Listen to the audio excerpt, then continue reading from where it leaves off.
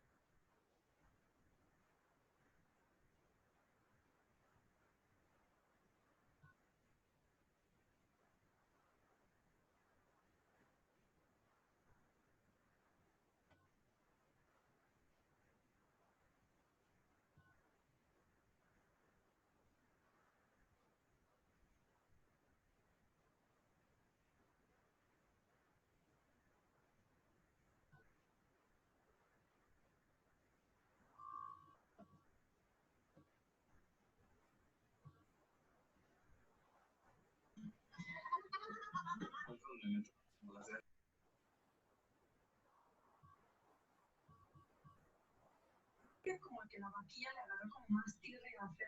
No sé por qué.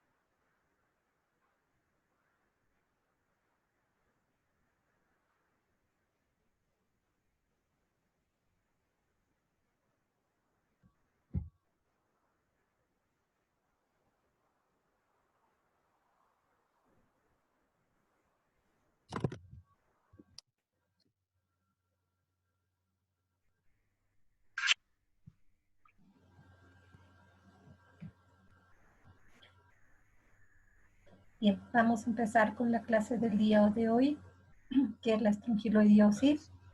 Lo que nos toca es ver dos parásitos, dos nematodos intestinales más que nos faltan para terminar con todo este grupo. Entonces, haciendo referencia a esta parasitosis, la estrongiloidiosis es producida por un nemátodo intestinal que se denomina o se llama Strongyloides estercorales. Este parásito o esta parasitosis es muy frecuente en zonas tropicales. Vamos a encontrar que se caracteriza, se caracteriza porque va a presentar un cuadro diarreico. Por eso también algunos le llaman diarrea de la conchinchina. En cuanto a la biología, pues se tratan de nemátodos filiformes, o sea, son gusanos cilíndricos bastante delgados, con ciclos biológicos en el cual hacen tanto ciclo de vida libre como ciclo de vida parásita.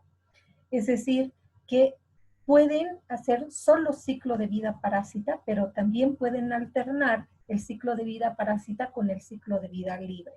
Pero el ciclo de vida parásita es primordial.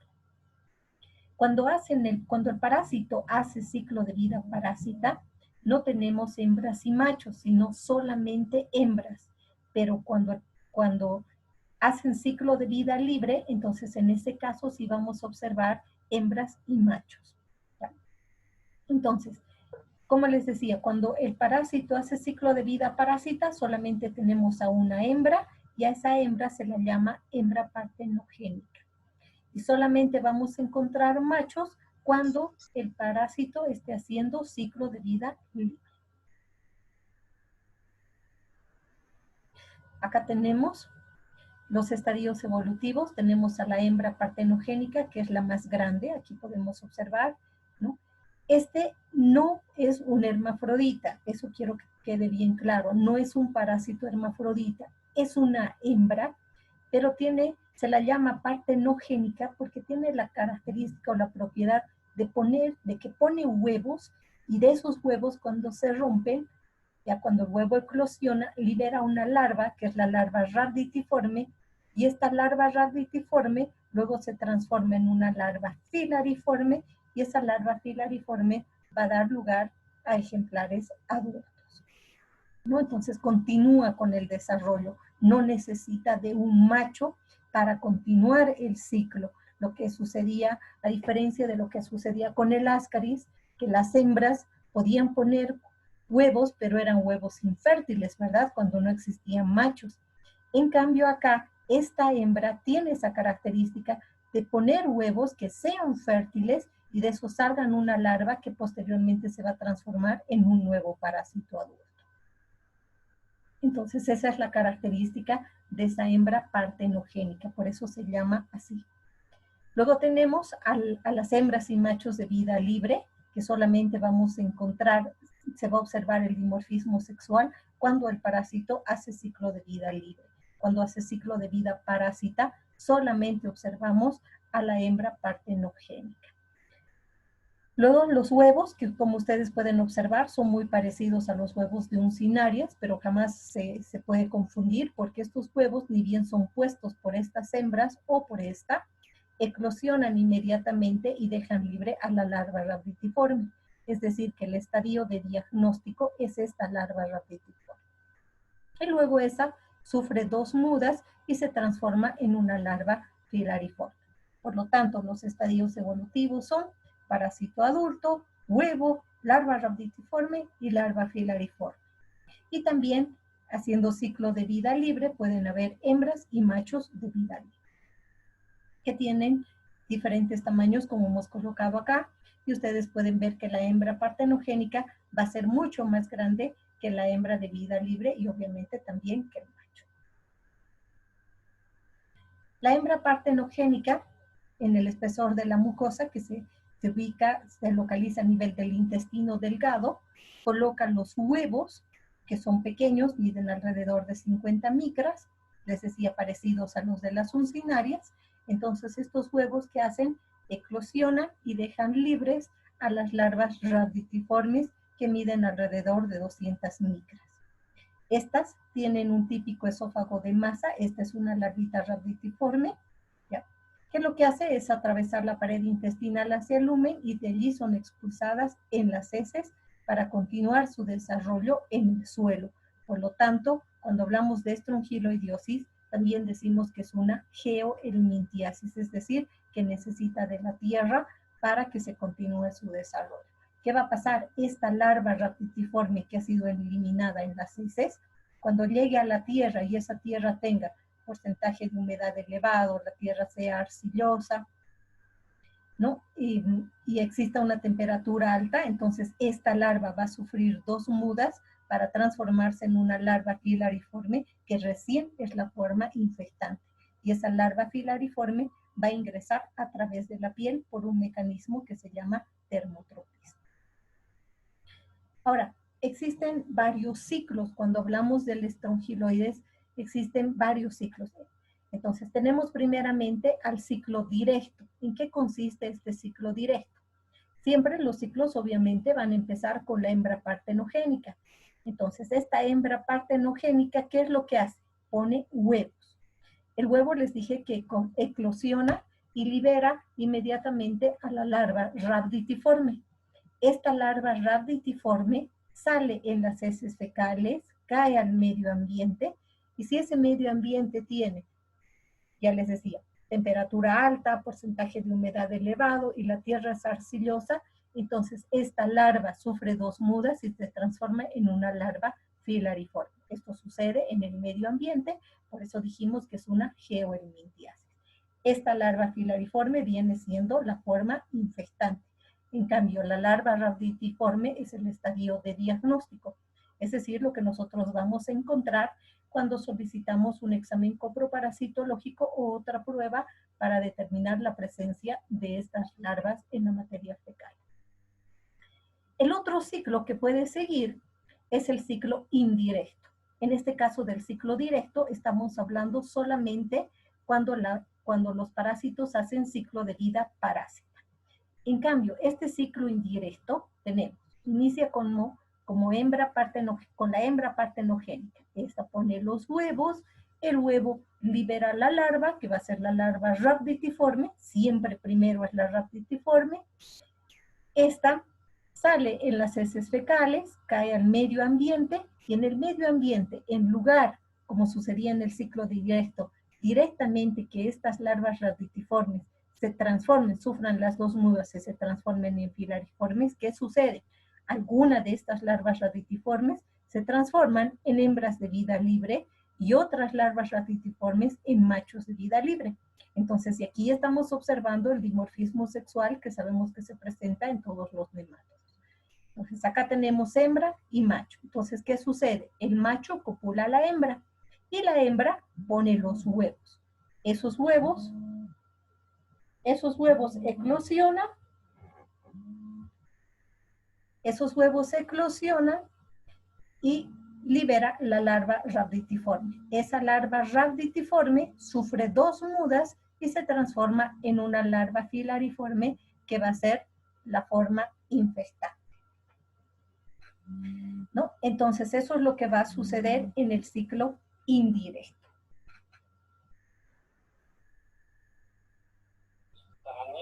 Bien, gracias. Perdón. Entonces, les decía que tenemos el ciclo indirecto en los cuales se combina el ciclo de vida parásita con el ciclo de vida libre, ¿no? Entonces, acá vamos a tener hembras y machos, igual estos van a continuar su desarrollo en el medio ambiente, como les decía, el macho copula a la hembra pone huevos, el huevo eclosiona, libera la larva rhabditiforme, esta sufre dos mudas y tenemos la larva filariforme que viene siendo la forma infectante y que va a ingresar, como les decía, a través de la piel mediante un mecanismo que es el termotroplismo. Y por último tenemos la autoinfección. En la autoinfección también inicia el ciclo con la hembra partenogénica, esta pone huevos, el huevo eclosiona y libera a la larva rhabditiforme. Esta larva rhabditiforme en el mismo intestino, pero no en el intestino delgado, sino en el intestino grueso, migra para ser expulsada, y en el intestino grueso sufre las dos mudas y se transforma en larva filariforme. Entonces, esta larva filariforme sabemos que es la forma infectante, entonces se vuelve a entrar, llega al intestino delgado y se transforma en una hembra partenogénica. Entonces, tenemos que esta larva rhabditiforme viene siendo la L1. Les dije que la larva rhabditiforme para transformarse en filariforme sufre dos mudas. Entonces, primero es L1, sufre una muda, L2, la segunda muda, L3. Por lo tanto, las larvas filariformes son las larvas L3. Sucede lo mismo aquí y sucede exactamente lo mismo acá. ¿Han comprendido estos ciclos? Doctora, perdón, ¿la larva L2 sería cuál? La larva L2 se refiere a que esta larva rhabditiforme, para transformarse en filariforme, tiene que sufrir dos mudas, ¿no? Entonces, como L1 es la larva rhabditiforme, La primera muda es L2, la segunda muda es L3 y esa L3 corresponde a la filariforme. Son las mudas, Ya, gracias. ¿no? O sea, siempre va a sufrir dos mudas. No pasa como en el caso de las uncinarias, de larva rhabditiforme directamente a filariforme, sino sufre dos mudas. Primero es L1, la primera muda a L2, la segunda muda a L3 y L3 es la larva filariforme, ¿no? Y lo mismo sucede obviamente en los tres ciclos, en el ciclo directo, en el ciclo indirecto y en la autoinfección. Siempre va a haber dos mudas antes de que esta larva rhabditiforme sea una larva filariforme. Y en los tres casos, la forma infectante son las larvas filariformes. ¿Alguna duda?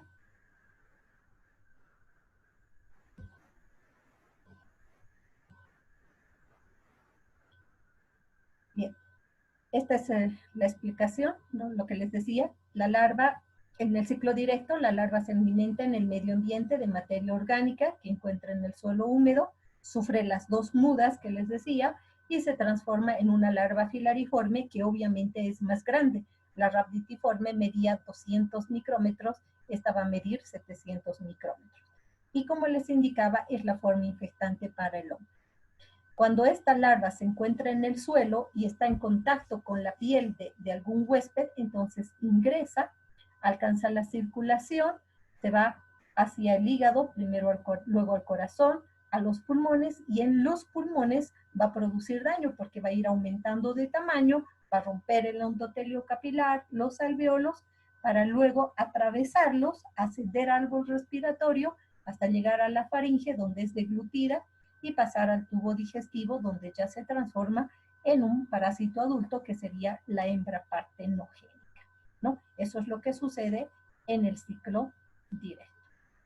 En el indirecto ya les había dicho que se combina con el ciclo de vida libre, donde vamos a tener las hembras y los machos de vida libre. Y la autoinfección, que en el mismo intestino las larvas se transforman de larvas rhabditiformes en larvas filariformes. Aquí tenemos lo mismo. Tenemos a la larva, a la hembra partenogénica, ¿no? Aquí tenemos hembra partenogénica solamente en el intestino delgado, pone los huevos, el huevo eclosiona, libera a la larva rhabditiforme, está en el medio ambiente, sufre las dos mudas, se transforma en larva filariforme e ingresa esta a través de la piel, y ese viene siendo el ciclo directo. Tenemos a la misma hembra partenogénica, pone los huevos, el huevo eclosiona, libera las larvas se transforman algunos en machos, otros en hembras, pero tanto machos y hembras de vida libre. El macho copula a la hembra pone huevos, el huevo eclosiona, libera la larva rhabditiforme, esta sufre dos mudas, se transforma en filariforme y la filariforme ingresa a través de la piel. O la autoinfección, donde también tenemos a la hembra partenogénica, pone los huevos, el huevo eclosiona, libera la larva y la larva se transforma en el mismo intestino en larva filariforme y estas ingresan llegan hasta el intestino delgado para transformarse en hembras partenogénicas. Cuando sucede este ciclo de autoinfección es lo más grave, porque todos los huevos han eclosionado, todos los huevos que ha puesto esta hembra han eclosionado, ¿no? Y han liberado a estas larvas que se han transformado, que han sufrido las mudas para transformarse en larvas filariformes, y todas las filariformes se van a transformar en parásitos adultos. Por lo tanto, la población crece, la carga parasitaria aumenta en gran medida. En cambio, ¿qué sucede con estos dos ciclos? Si bien son liberadas estas larvas rhabditiformes, y luego van a sufrir las mudas y van a estar en el medio ambiente como larvas filariformes, la probabilidad de que todas las larvas que salieron vuelvan a ingresar al huésped es poco, ¿verdad? Porque van a quedar diseminadas en el medio ambiente. En cambio acá, todas las larvas liberadas se van a sufrir las dos mudas, se van a transformar en filariformes y estas van a dar lugar a parásitos adultos. Entonces, este mecanismo, este ciclo que se realiza es el más peligroso y generalmente se presenta en pacientes inmunodeprimidos. En cuanto a la epidemiología, esta es una enfermedad prevalente en áreas tropicales, ya les había dicho, es una enfermedad de lugares bastante cálidos, ¿no? Se pueden dar en diferentes continentes, en el Asia, en África, en América. No tiene una predilección por la edad. Se ha observado mayores casos en pacientes adultos y obviamente siempre están relacionados con las condiciones del suelo que favorecen al desarrollo, ¿no? Como la elevada humedad, les decía, la temperatura alta porque es de zonas tropicales y también que la tierra sea arcillosa. Entonces todo eso favorece para la diseminación de la enfermedad. Y la población más afectada van a ser los pacientes adultos. No nos olvidemos que generalmente se asocia a pacientes que caminan descalzos, ¿no? O que se echan con el dorso descubierto en la tierra donde están las larvas y estas larvas ingresan a través de la piel mediante un mecanismo de transmisión que les dije que es el dermotropismo. Entonces, cuando hablamos de las patologías, pues la patología va a estar en la primera patología que vamos a observar van a ser estas lesiones en la puerta de entrada. Entonces, ¿qué es lo que sucede? A diferencia de la uncinaria también producía una dermatitis en puerta de entrada, ¿verdad? Y también ingresaba a través de la piel, especialmente de los pies. Entonces, ¿qué es lo que sucede en este caso? ¿Cómo diferencia? En la uncinaria solamente tenemos una lesión en puerta de entrada. Puede ser acá, puede ser en un punto determinado. En cambio, el estrongiloides deambula por la piel y produce estos trayectos serpentinosos que se conocen como larva migrans o larva currens. Es una larva migrante cutánea que primeramente deambula por la piel para la búsqueda de un vaso, encuentra el vaso y a través de la sangre se va a ir hacia los pulmones.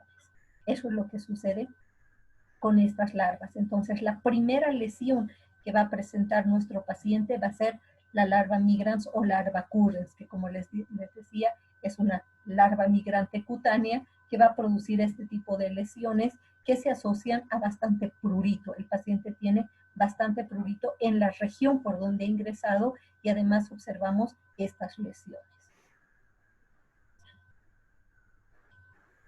Entonces, a nivel pulmonar, y obviamente cuando el paciente como hay bastante prurito, el paciente se rasca la región, pues puede producir una inflamación, porque si sigue caminando descalzo, aquí se va a hacer heridas, y las heridas se pueden contaminar con las bacterias, y pues el daño se aumenta, ¿no?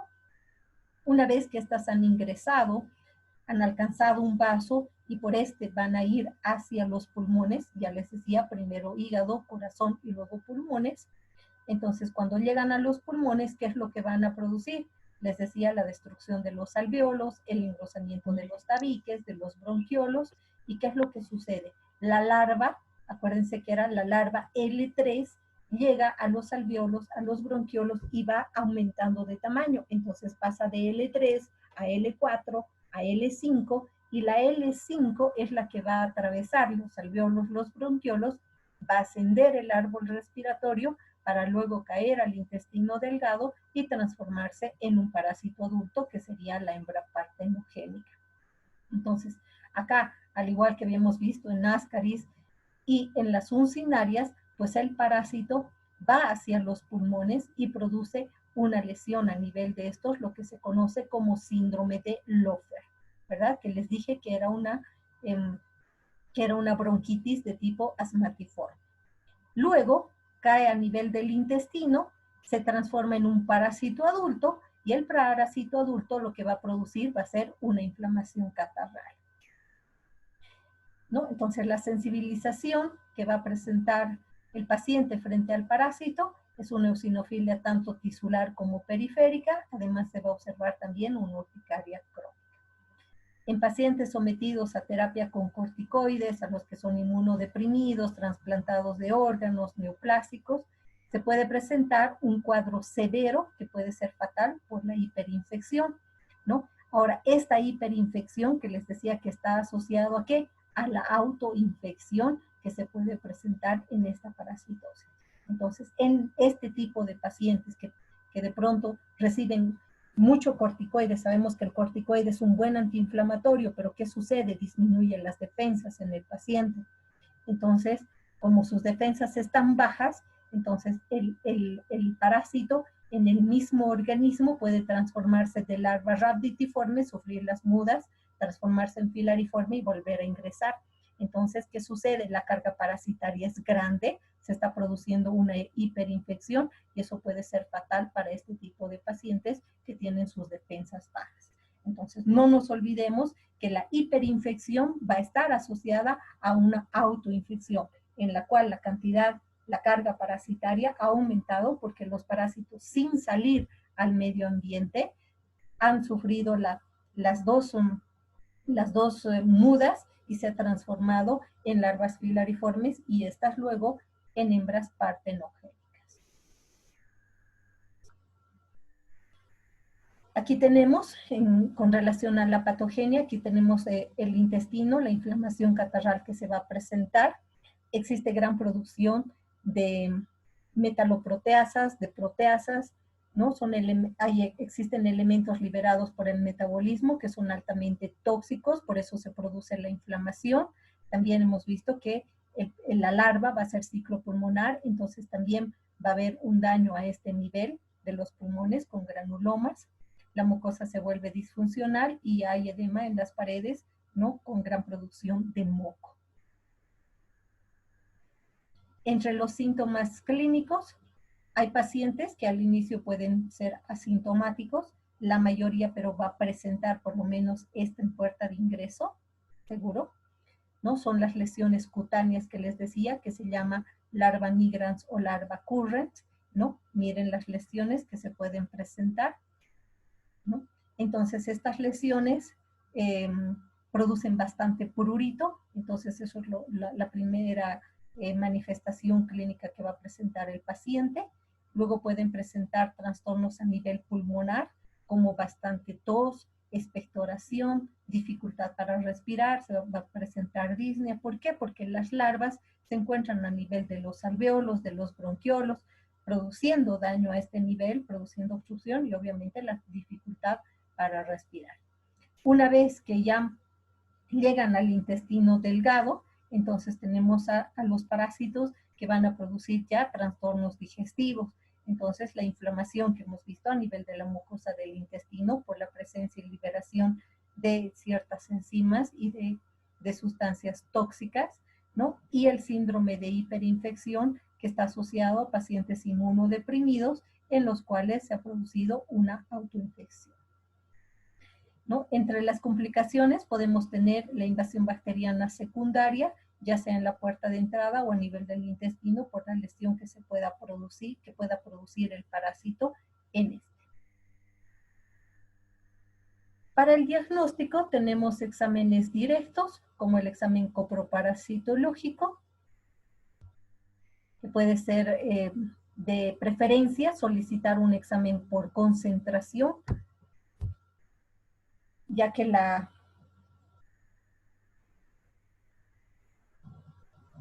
el hallazgo de las larvas a veces es difícil porque no siempre la carga parasitaria es alta. En pacientes inmunodeprimidos obviamente vamos a encontrar en gran cantidad, en otros observamos cargas parasitarias bajas, entonces es importante siempre pedir un examen seriado por concentración. Seriado ya sabemos que implica que sean de 3 días y por concentración que se haga alguna técnica en la cual se utilice mayor cantidad de muestra de tal manera que se puedan visualizar a las larvas.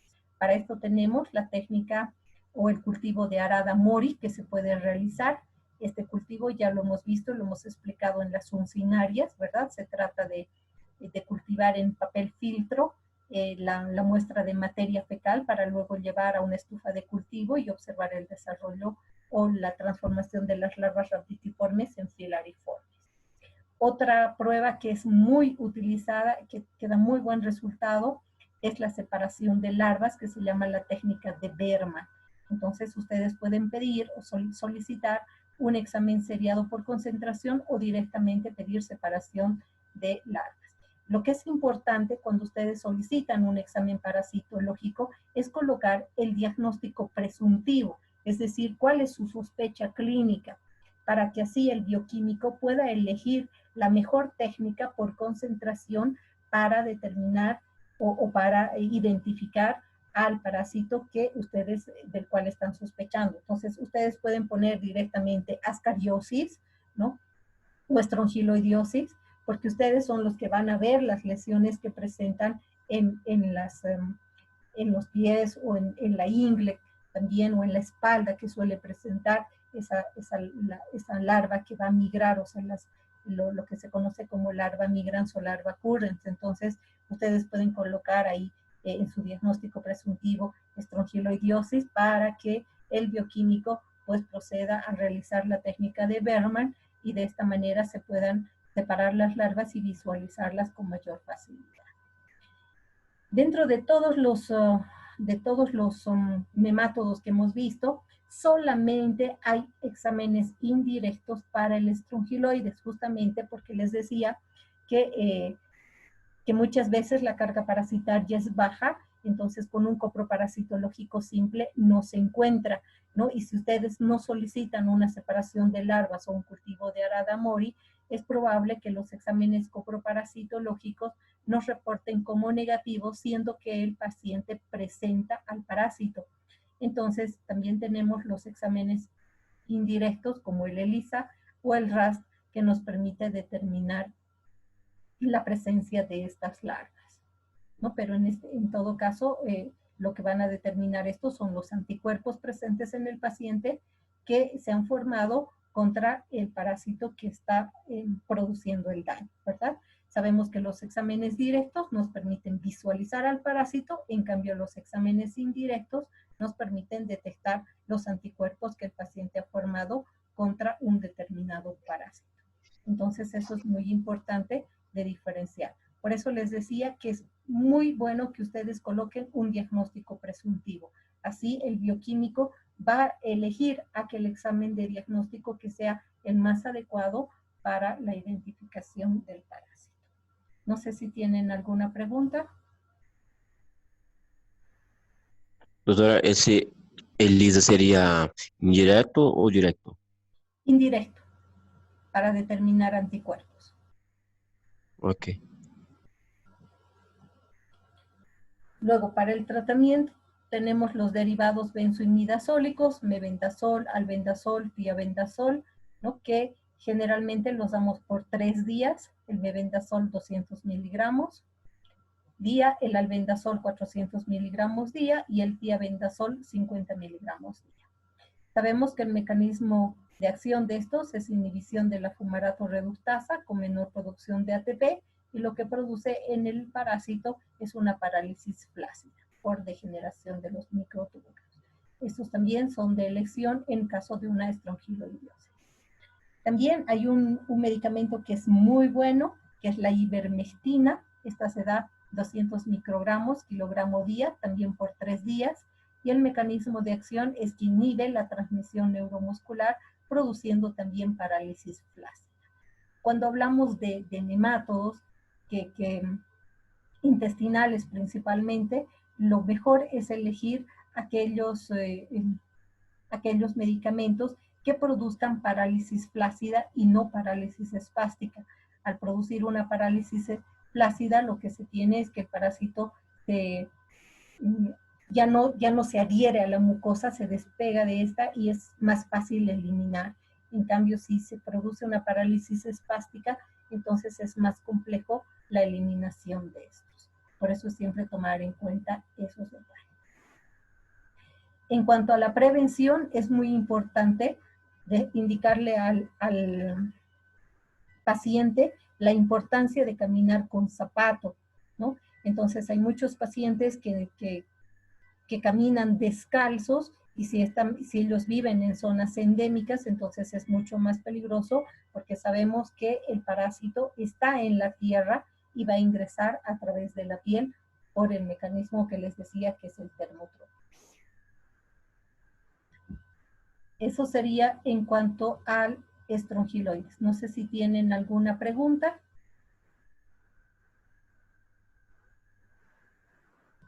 ¿Han comprendido los ciclos?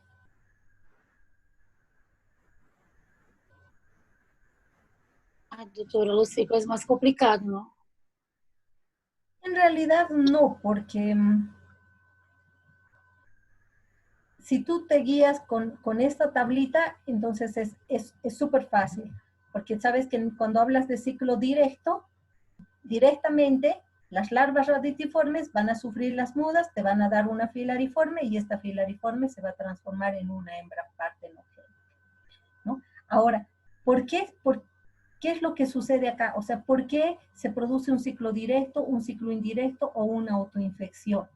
Eso se debe ya a que pueden existir larvas que sean haploides, diploides o triploides. Esa es la descendencia de la hembra partenogénica. Entonces pueden haber larvas haploides y las larvas haploides dan lugar a machos de vida libre. Las larvas diploides dan lugar a hembras de vida libre y las larvas triploides dan lugar a hembras partenogénicas. Entonces, en un ciclo directo y en un ciclo indirecto, lo que tenemos son larvas de tipo triploides, entonces porque dan directamente lugar a hembras partenogénicas. En cambio, en el ciclo indirecto, la descendencia de esta hembra partenogénica es en larvas haploides, que dan lugar a machos de vida libre, y a larvas diploides, que dan lugar a hembras de vida libre, ¿no? Pero acá, para que ésta se transforme en un parásito adulto, entonces acá la descendencia de esta también tiene que ser triploide. Entonces, esas características hacen que solamente exista un ciclo directo, un indirecto o una autoinfección.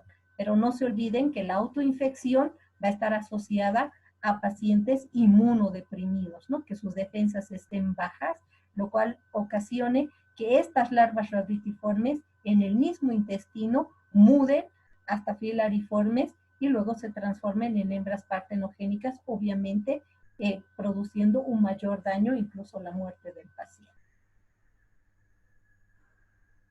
¿Alguna otra duda?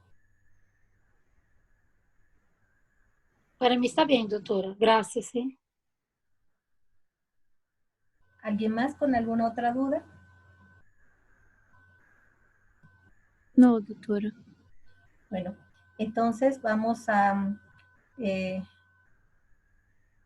terminar esta reunión y vamos a, en un ratito que se grabe esta, los invito a una nueva reunión para terminar con el último nemátodo, que es el enterobius vermicularis. ¿De acuerdo? Entonces están esperando para que yo les mande la nueva invitación, o si podemos ingresar con la misma, yo les informo.